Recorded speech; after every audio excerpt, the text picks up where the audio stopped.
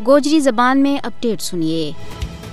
بھارتی فسطائی حکومت نے اپنا زیر تسلط جموں کشمیر میں آزادی کی مقدس تحریک نہ دبان واسطے اپنا ترکش کا سارا تیر آزمایا۔ قتل و غارت گری، جعلی جھڑپ، دوران حراست لاپتگی، مکانہ کی مسماری اور عزتوں کی پامالی جیسا وار کیا گیا، لیکن پھر بھی وہ تحریک آزادی نہ ختم نہیں کر سکی۔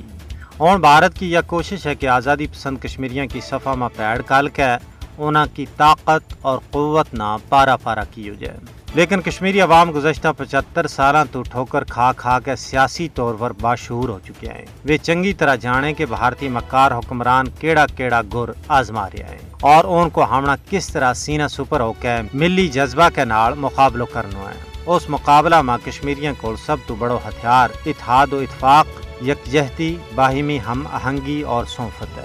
سیاسی ماہرین کو بھی یہی کہنا ہے کہ اپنی صفحہ میں صنفت رکھنی فاشسٹ بھارت پر آزادی پسند کشمیریوں کی فتح و کامرانی کی کنجی ہے۔ تحریک آزادی نہ دوبان کا بھارتی عزائم نہ ناکام بنان کے پیچھے کشمیریوں کو اتحاد بنیادی عنصر ہے۔ صنفت اور اتفاق وہ بنیادی چیز ہے جس کے ذریعے آزادی پسند کشمیری اپنی کوک نہ اونچی کر سکیں اور انصاف کو مطالبہ کر سکیں۔ کشمیریوں کو اتحاد و اتفاق کی بھارتی جبر و استبداد کے خلاف ان کی سب تو بڑی طاقت ہے۔